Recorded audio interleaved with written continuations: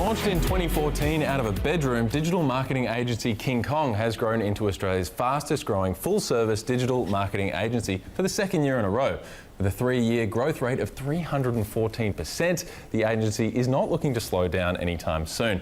Founder Sabri Suby joins me now in the studio. Thank you very much, Sabri, for being here with us. Now, the company, an amazing growth rate there, as we've just mentioned. Now, could you take us back to the beginning a bit? We love our startup success stories that start in garages and spare bedrooms and things like that. What was your early days like? Yeah, sure. So I started the business from my bedroom in 2014 with no more than $50 and an old computer that my girlfriend had bought me.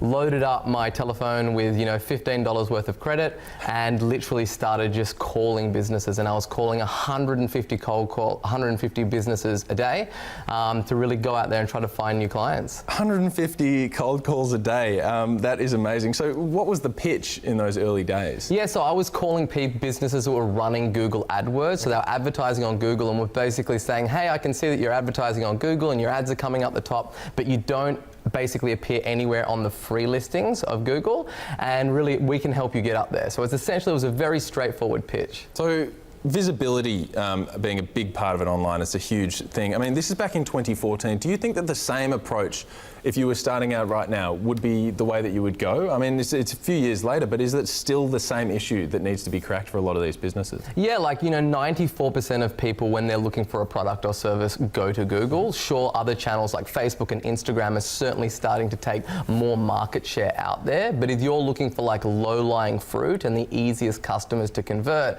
the people that are on Google, they're in hunt mode looking for a solution to that problem. So it's a very, very big, opportunity for most businesses. Yeah, interesting, Sabri. We hear from a lot of established entrepreneurs about the early days of hustling and hitting the phones. 150 calls a day is one of those sorts of stories. It seems humbling in some pretty important ways. Do you think that it's a good way to start out a business, to be kind of really grinding like that? Yeah, 100%. Essentially, you're either going to start a business from desperation or motivation. And typically you're coming from a place where I didn't have a whole bunch of venture capital, or I didn't have any rich uncles or business loans. I had to use sweat equity to get my business started. And we live in a pretty incredible country that you can literally start a business with pretty much no resources, get on the telephone, roll up your sleeves, and you can grow your business into a multi-million-dollar success. One of the other really interesting things I thought about your business was what you've said about the importance of having a physical office. As it turned out, that some customers and some important clients were very confused about the fact that you were working kind of in a nomad sort of way.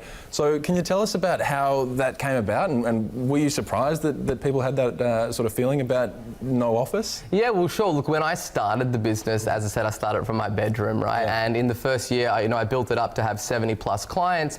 And really that was a pivotal moment for me. Is I had a big client on the line that wanted to sign up for a big website project, and everything was done. They just wanted to come into my office to shake my hand before the deal got done. And I didn't have an office right then. I was pretending that there was multiple people working at the company. I would put on different accents when I picked up the phone. And I lost that deal as a result of not having an office and not having them a place that they could come in. And that was when I just made the decision, look, I need to pony up, get an office, and really start to build a big business. Wow. Do you think that says more about the client? Are they old-fashioned? Are they the dinosaurs that are out of touch here? Or do you think that it's understandable to have that approach? Yeah, I think it's understandable. The digital marketing industry, there's 1,800 digital marketing agencies in Australia, and I would say the vast majority of those are run by people in their pajamas working out of their bedroom, right?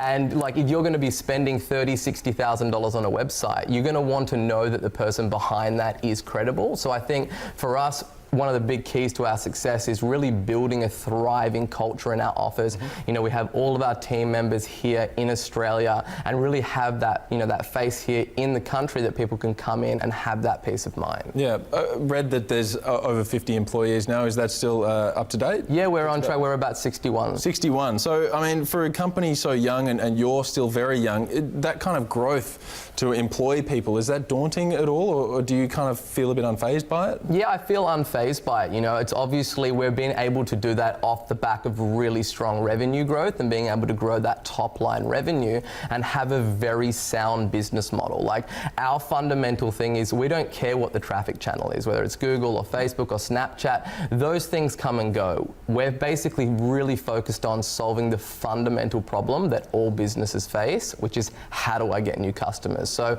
that's the kind of thing that we're obsessed with, and I don't care really what the media is. We're channel agnostic. We're focused on that, and I believe that we've got a very sound business based on solving that big problem. Well, it is a big problem, isn't it? A lot of small businesses tune in, and I'm sure you know, a lot of them would love to come in and talk to you in the office. What sort of thing would you tell them if they were talking about, you know, I really want to get more visible, I need more customers, how do I do it? What's your kind of your first piece of advice to them? Yeah, so the very first thing that we look at is, you know, are people actively out there in the market searching for what it is that you do? i.e., are they on Google looking for a solution to the problem? If so, Google is a great first point of call. If not, then, you know, things like Facebook and YouTube ads where you can push an ad in front of people that aren't specifically looking for it, but would be a great candidate for the product or service. Makes sense.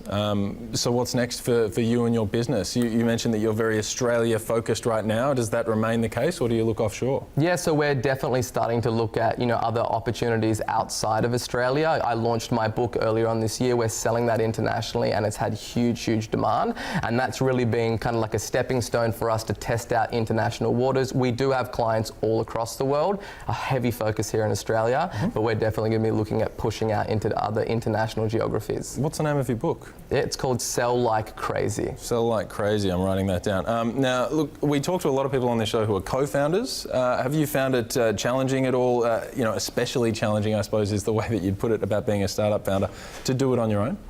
No, I've been in other businesses. This isn't my first rodeo. I've run businesses, I've run a few into the ground, I've launched and sold a few, and in a few of those businesses I had business partners. And I think that, you know, I kind of take solace in that it's meant to be, it's up to me, it's all on my shoulders. I'm not looking to anybody else to kind of step in, and I really think that that allows me to have the autonomy and take full control over the outcome, whether positive or negative, and that's something that really drives me as an individual. Fantastic. Well, it's been great to find out a bit more about King Kong. Founder, of course, here, Sabri Suby. Thank you very much for coming in. No problems, my pleasure.